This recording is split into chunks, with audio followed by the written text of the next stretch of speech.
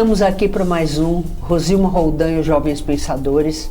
E hoje, pela primeira vez, nós trazemos aqui um antigo amigo, mas que nunca tinha vindo aqui, para falar de um tema muito importante. Hoje nós temos aqui o Fabiano Caprio, que vai conversar com a gente sobre a importância da participação cidadã. Será que realmente a participação do cidadão nos problemas da sua cidade, da escola dos seus filhos, da sua universidade, da sua rua, é tão importante assim? Boa tarde, meu amigo. Boa tarde, Rosilma. Boa tarde a todos. A gente sempre acaba entendendo essa participação como algo obrigatório, né? E às vezes nós falhamos muito como pessoas, né, nessa nossa participação. Nós podemos entender que é obrigatório, mas quando é obrigatório, a gente acaba não fazendo, né? E às vezes quando é voluntário, a gente acaba tendo uma participação muito maior, né? A gente vê esses exemplos aí, por exemplo, nas escolas, né? Tanto as crianças no Grêmio quanto os pais, né? Será que os pais vão nas reuniões dos filhos, né? Na reunião dos pais da escola? Será que eles participam? Será que eles têm ideia do que acontece na escola? Será que eles conhecem os professores? Eu acho que esse é o primeiro passo, né? A gente reclama muitas vezes de que, poxa, aumentou o condomínio, mas você foi na reunião de síndico do seu prédio? Verdade. Então esse tipo de participação é que a gente vê a falta das pessoas, né? E quando você não participa, você não pode reclamar, né? Nós estamos chegando aí no momento, né, Você falou uma coisa interessante agora, que era isso que eu ia te cutucar. As pessoas reclamam muito o tempo todo, não reclamam? Bastante. Mas não participam, quer dizer, então você falou interessante, vocês têm que participar e só então ter direito de reclamar. Mas você já percebeu que quando as pessoas participam, elas não reclamam? Sim, porque ela está acompanhando, né? Aí ela acaba acompanhando o processo, né? A gente fala muito que, às vezes, as pessoas justamente reclamam que o condomínio está alto, mas aí ela não teve na reunião, ela não sabe se tem algum problema, ela não sabe se mudou alguma coisa, o que aconteceu nessa estrutura para reclamar, mas ela sabe que está alto, mas ela não sabe o porquê, que ela não foi nem na reunião. E nas escolas a mesma coisa. A gente reclama, né, às vezes como pais, meu filho não faz as coisas em casa, não tem lição de casa, né, não está indo muito bem, e às vezes não acompanha. Então é importante acompanhar, até para que você conheça as pessoas que convivem, né, no caso das crianças, com seus pais, com seus filhos. Então essa participação, né, principalmente dentro de casa, vamos falar dentro de casa, né, é muito importante da família estar sabendo, né, sabe, conhecer quem é o professor, conhecer quem é a pessoa que fica na porta, né, mesma coisa, ela não vai na reunião de síndico, né, do conselho do prédio, mas ela tem que pelo menos saber, por exemplo, quem é o porteiro da noite, né, entender o cenário ali para, né, de repente não ficar preso do lado de fora. Então, às vezes as pessoas, infelizmente, não estão muito participativas. E aí, como você falou, fica fácil reclamar, né? Porque aí ela vai reclamar na fila do ônibus, ela vai reclamar na fila do pão, no mercado. Sim, sim. E não onde deveria. E veja, esse hábito que a gente tem de reclama porque não está bom. Tudo bem, não está bom. Mas se a pessoa identifica que não está bom e ela procurar descobrir o caminho para modificar aquela situação, melhoraria para ela e para todo mundo, né? Ela poderia ajudar. E isso que você falou da escola, existe uma coisa que eu vejo que acompanho muito nas redes sociais, que as pessoas estão sempre reclamando de alguma coisa relacionada ao filho na escola, matéria, porque os professores fazem a cabeça dos alunos, aquela história toda.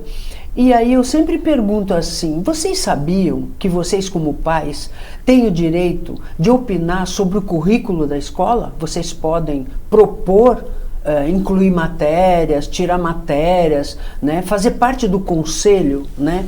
Os pais têm esse direito, né, junto com a escola, para fazer o PPP que eles chamam, né, que é Planejamento Pedagógico, né, anual. E pouca gente sabe disso, né?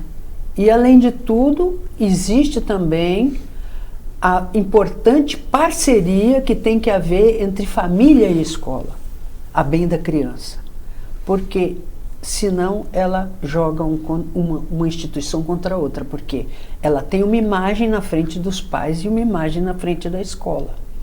Se as duas instituições não conversam, família e escola, a criança manipula aquilo e se pinta da melhor forma para cada uma delas, para se sair a melhor de todas. E para a educação dela isso é muito ruim, né? Porque ela aprende desde cedo a manipular as pessoas. Exatamente. E não a jogar limpo, né? Vamos jogar limpo? Vamos. Então vamos fazer uma reunião com os pais, com os professores e com o aluno presente. E aí cada um vai conversar. Onde é que está o problema para a gente solucionar? E não ficar como a gente tem essa cultura de um ficar apontando o dedo para o outro. O culpado é você, não, o culpado é você. E não se chega na solução. Não é mais ou menos por aí que a gente tem visto? Exatamente. Uma coisa que a gente, né, acaba percebendo é que é essa base da família, né? O exemplo vem de casa. Por que eu falo exemplo vem de casa? Eu lembro da minha avó síndica. Então a gente ia na reunião, participava das reuniões lá com ela, enfim, sentado, brincando, né? E ela foi síndica várias vezes no prédio e a gente, imagina, a gente fazia bagunça e aí o zelador tocava e a gente era assim, então a gente ficava numa situação ali que tomava os puxão de orelha em casa, né? E a gente via muito isso. E aí é isso que a gente fala. Quando tinha, né, eu morei muitos anos com a minha avó, quando tinha reunião de síndico no prédio, todas as famílias iam.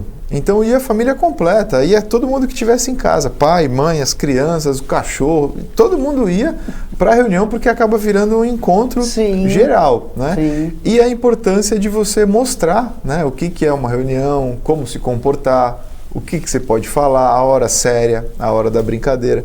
Então tem todo um processo, né, de acompanhamento, de entender. Às vezes você fica ali, né, eu ia pequeno nas reuniões e ficava brincando, queria jogar bola. Então, assim, é a família ensinando como deve ser. Então, acho que a gente perdeu muito essa base familiar, né?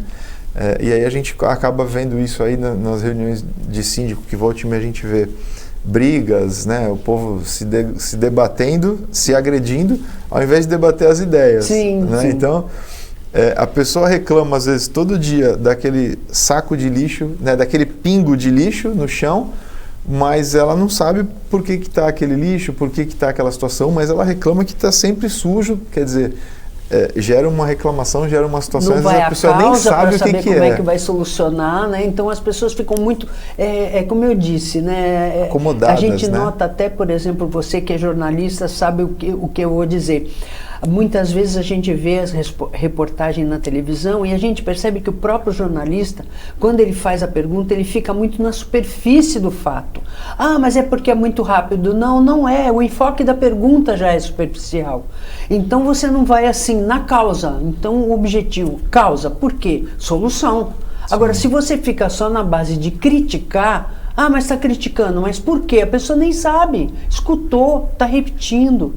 Dizer, então, se você começar a treinar o pensamento e a reflexão para você ir na causa, com o objetivo de sanar a causa e com isso sanar o efeito também, e não procurar um culpado, porque procurar um culpado, tá, ele é culpado, e aí? Resolveu? Não resolveu.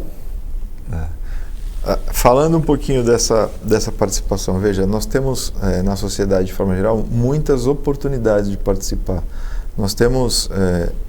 na cidade de Santos, aqui nós temos os conselhos, né, que eu acho, fundamental a participação.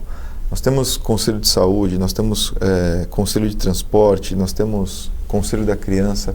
Eu participo de alguns e eu vejo às vezes, muitas vezes, infelizmente, a involução, né? A gente não consegue avançar, às vezes por causa da burocracia, às vezes por causa que as pessoas que estão à frente não têm boa vontade. Mas por que as pessoas à frente não têm boa vontade? Porque não tinha ninguém lá com boa vontade para assumir. Então, esses são os espaços. Às vezes a gente vê algumas pessoas se eternizarem, né, como presidente, vice-presidente, porque também, como você falou, não tem quem queira. Né? Voltando até o caso do síndico, às vezes tem síndico que fica há 20 anos, Sim. todo mundo malhando o pobre do síndico que faz o melhor que ele pode, mas também não tem ninguém que queira. né? Exato. Então exato. É complicado, né? É complicado. A gente tem alguns exemplos de muito tempo, né, na permanência, e a gente sabe que não é saudável, né? Sim. Nós temos aí os melhoramentos dos bairros, né? Aqui em Santos nós temos como se fosse o síndico do bairro. E eu vou dar alguns exemplos aí. Nós temos pessoas que estão há mais de 30 anos, é a mesma família, o mesmo grupo. Então, será que não tinha... de associação de melhoramentos. De melhoramentos. Será que não tinha ninguém que queria? Será que não tinha ninguém capaz? Então, tem o lado de que as pessoas às vezes não querem, e tem o outro lado de que as pessoas não querem largar onde estão. Também. Tem os dois lados que a gente tem que entender. Porque existe alguma coisa na nossa sociedade que é o seguinte, qualquer cargo que você ocupe, se você quiser, você pode fazer tráfico de influência.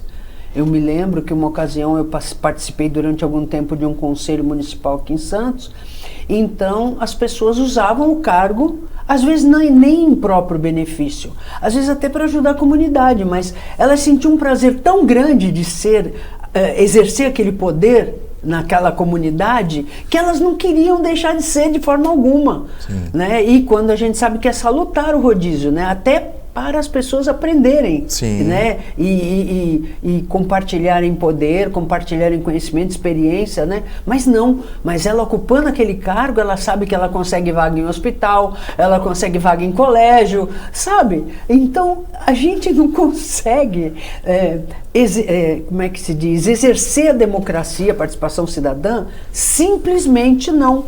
A gente fica como se fosse um cargo político, que é para isso, né? O vereador, quando é eleito, ou o prefeito, quando é eleito. Nós estamos agora em época de eleição municipal, né? Poder executivo e poder legislativo, e eles têm certas atribuições. Mas, por exemplo, um conselho não. Um conselho, mas acontece, porque o fulano é aquilo do conselho tal, então ele pediu, vamos fazer. Quando isso e aquele grupinho que, né, não muda, né? Hoje ele é vice, amanhã ele é presidente, amanhã ele é secretário, ele é vice, tesoureiro e tal, e fica naquele, né, no pimbolinzinho ali, no pinball ali. É muito interessante. E você vê a importância, né, do exemplo de casa. Eu vendo minha avó como síndica, acabei, né, na escola, minha avó sempre falava, quando tiver lá reunião, participa e tal. E assim, eu acabei sendo... Na época da escola, participei do Grêmio. E aí no Grêmio também a gente acabou fazendo, ajudando nos interclasses, né, nas escolas, interescolar também. Então, vê a importância disso. E aí eu consegui transferir um pouquinho disso para o universitário, para o mundo universitário. Sim. Quando eu estive na universidade também, nós fundamos o centro acadêmico, né, reorganizamos o centro acadêmico tanto quando eu fiz engenharia quanto quando eu fiz direito, né? Nas duas principais, nós fizemos a fundação, arrumamos a documentação, começamos a ativação e depois acabei largando. Mas veja a importância, com isso nós conseguimos movimentar muita coisa e às vezes as pessoas não sabem.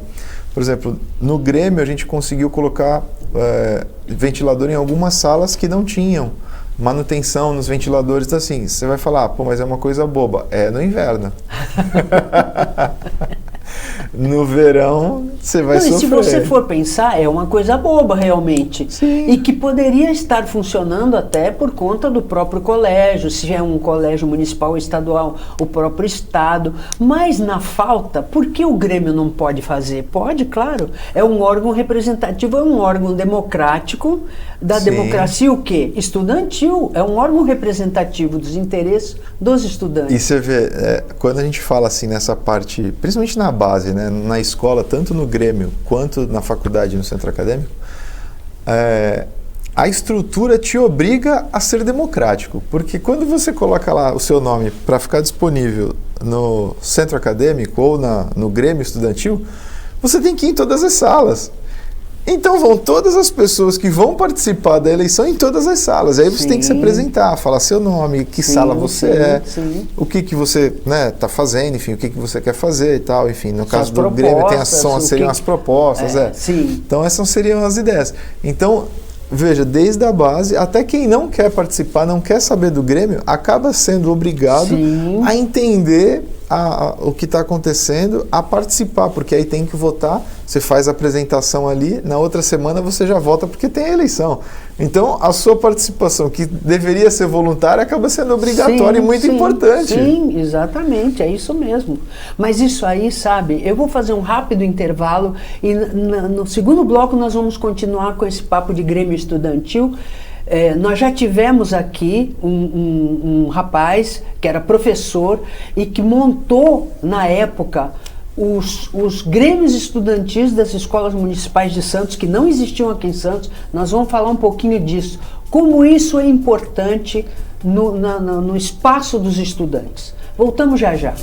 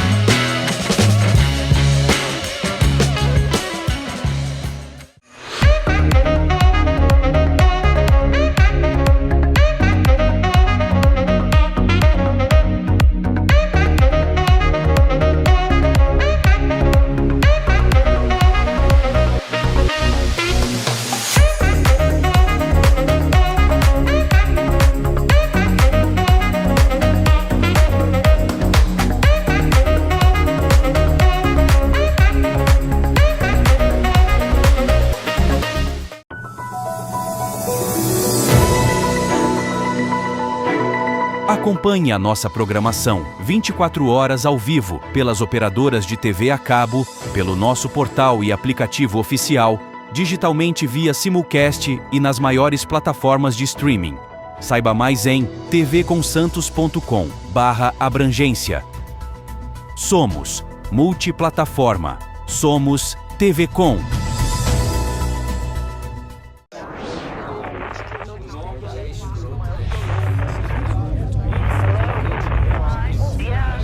Você já passou por isso? Conhece alguém que esteja passando? Se você já sofreu alguma violência na internet, não sabe o que fazer nem como denunciar, nós podemos ajudar. A SaferNet oferece um canal gratuito de orientação e apoio, além de explicar o passo a passo de como denunciar crimes na internet. Você será atendido por um profissional, com respeito, anonimato e estrito sigilo sobre tudo o que for dito.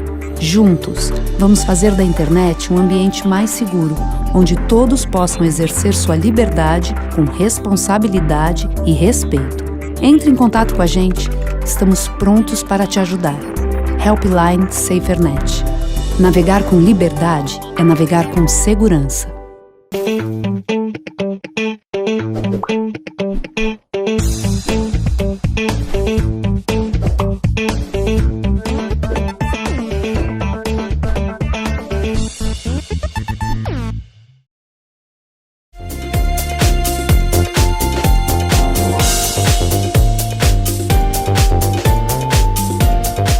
Voltamos.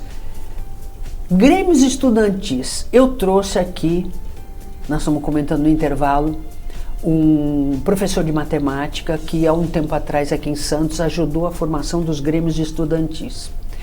E ele trouxe com ele 4 presidentes de grêmios estudantis das escolas municipais de Santos, recém-criados. E eu perguntei para esses garotos, qual foi a grande diferença que vocês notaram com a eleição do Grêmio? E eles disseram, olha, nunca mais houve vandalismo na escola. Nós abrimos a escola sábado e domingo para festejos, os pais vêm para a escola e nunca mais tivemos problema de ficar tomando conta das pessoas, porque os alunos resolveram que a escola era deles, na medida em que escolheram representantes para cuidar da escola, para cuidar dos interesses deles frente à diretoria. Então o vandalismo zerou. Quer dizer, olha a mudança de mentalidade. Sim. Na medida em que você escolhe um representante dos interesses do aluno para representar esses interesses frente à diretoria. Então eles passaram a ter voz, não precisava mais vandalizar. Como eles passaram a participar, eles acabaram sendo parte daquilo, né? Então é o que a gente fala do processo. Então você faz parte do processo, você sabe que se tiver algum problema, você vai ter que trabalhar na solução depois, né? Então isso é bem bacana. A gente ainda acaba deixando muito a desejar na participação. Inclusive, vou dar o exemplo, né, próximo da eleição, a gente tem o período de regulamentação do título. E aí a gente vê aí nos últimos 2, 3 dias, as filas nos cartórios eleitorais, sendo que ficou aí sendo falado mais de 3 meses para se organizar. Sábado, né? Abrindo sábado, pela internet você podia fazer, tinha facilidade pela internet, tinha os plantões de final de semana, os plantões de dia de semana, teve alguns dias de semana que o horário foi estendido, mas a gente sempre vê os 3 últimos dias aquela guerra, aquele fila, aquele desespero para tentar essa participação. Então acho que a gente ainda tem um pouquinho a desejar nesse sentido, né? A gente fala um pouquinho dos bairros, né, dos melhoramentos. Por que é importante das pessoas pelo menos irem quando tiver lá a faixa, lá, uma audiência pública, olha, reunião aberta, algo nesse sentido? Por que a gente tem que participar? Porque às vezes pode interferir diretamente, né, na nossa situação. A gente tem alguns exemplos aqui de audiência pública na cidade que não houve a participação e depois as pessoas tiveram que, né, reclamar dos seus direitos de outra forma. Tivemos, antigamente a gente tinha a situação da discussão de ponte ou túnel, né, enfim. Sim, aquele pessoal do estuário, eles deixaram para ir na audiência pública na última reunião, quando já estavam quase tudo decidido, e aí na última reunião houve uma confusão geral, né, e não ficou mais decidido mais nada, foi parado esse tema, né, e era uma oportunidade de discutir. De repente, se aquilo tivesse caminhado, tivesse seguido, de repente hoje a gente já teria a ponte ou o túnel definido e já até em funcionamento, mas não teve.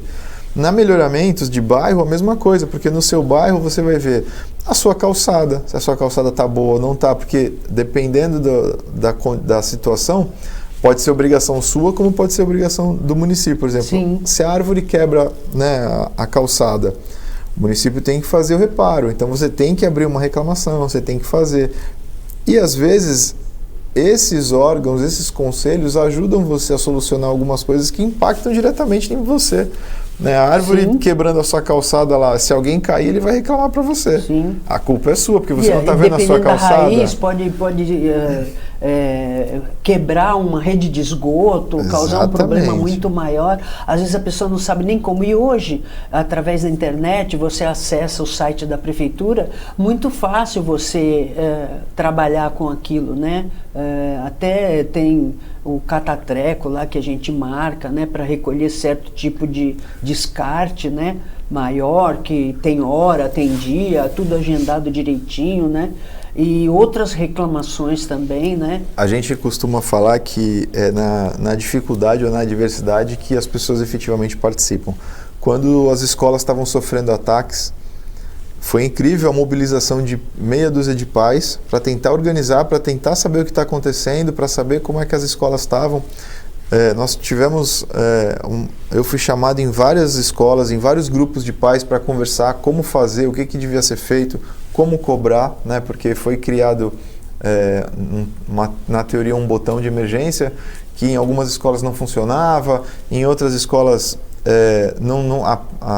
a equipe não chegava a tempo, enfim, uma série de dificuldades que foram passando com o tempo, tentando entender e resolver, até que chegou ao ponto das escolas mais críticas ficarem, né, um servidor da segurança pública, sim, ou municipal ou, sim, estadual dentro da escola para acalmar essa situação. Mas veja, nós tivemos que ter um caos para que as pessoas quisessem, né, participar. Como sempre, né? Por que esperar acontecer, né? Por que não agir na prevenção? Sim. E eu acho também importante, em relação a tudo isso que a gente conversou hoje, treinamento da população. Porque você vê, quando acontecem tragédias como a do Rio Grande do Sul, por exemplo, as pessoas, elas se mobilizam, elas se entristecem, elas se dispõem a viajar para lá. Eu soube de vários casos de pessoas, médicos, bombeiros, que foram voluntariamente, sem receber nada, para ajudar, né? Então a gente tem esse espírito mesmo, eu acho que é um espírito coletivo. E com certeza são pessoas que viram em casa algum exemplo de participação, então essa é a importância da família, né? Exatamente. Agora, precisa um treinamento também, porque às vezes a população não sabe por onde começar. Então é importante um treinamento, né? Até talvez, até no currículo escolar, por exemplo, Sim. primeiros socorros, né? Porque eu me Importantíssimo. lembro que quando eu criei aquele negócio do direito para criança, que eu comecei a dar aula de direito numa grande rede nacional de ensino, as crianças falavam assim para mim: puxa, a primeira vez que na escola a gente tem uma matéria que a gente sai daqui e já aplica na prática, né? Porque as outras matérias parecem muito distantes da forma como são ministradas da realidade da criança, talvez porque não haja um link, né? Por exemplo, vai estudar a história dos egípcios, a criança ela não tem esse poder da abstração de fazer esse link tão longe, né? Mas talvez, sei lá, a história do município, quando ela é muito pequena, quem sabe ela diga mais a ela. Sim. Ou então certos treinamentos mesmo de primeiros socorros, porque a gente não sabe a qualquer momento você pode precisar disso, né? E um treinamento de, sei lá, apagar incêndio. Eu acho essas palestras de bombeiro Sim. nas escolas excelente. Isso é a importância de ter organização, né? Da sociedade estar organizada, por exemplo, os grêmios. A gente sabia onde eram as saídas e era uma das coisas que a gente mais falava. Pessoal, tem que sair por ali, tem saída. Então, isso começa desde pequena, Sim. onde você vai treinando essa... E a criança aprende rápido e ela já ensina para o amiguinho. Então, acho que também os adultos falham um pouco nisso. Sim. Eu acho que é importante. E a gente só lembra disso quando está no meio da tragédia, né? No olho do furacão. É isso aí. Fabiano, ó, no nosso hora de encerrar. Você tem que voltar mais vezes, porque esse papo é muito importante. Sim. E o nosso programa tem esse compromisso, principalmente com os jovens. Mas obrigada pela presença, que seja a primeira de muitas, tá? E volte sempre, você sabe que você é um amigo querido e eu te admiro muito. Obrigado a você pela oportunidade aí, né? Um abraço a todos aí. E o convite, só fazer o convite que a gente vem conversar um pouquinho. Tá certo. Espero que vocês tenham gostado do programa de hoje, esperando estar novamente com vocês sábado que vem às 15 horas, com reprise segunda-feira às 17h30. Lembrando que pomos tudo sempre no YouTube, no nosso canal Jovens Pensadores, para você assistir e rever quando quiser. Até o próximo programa, se Deus quiser.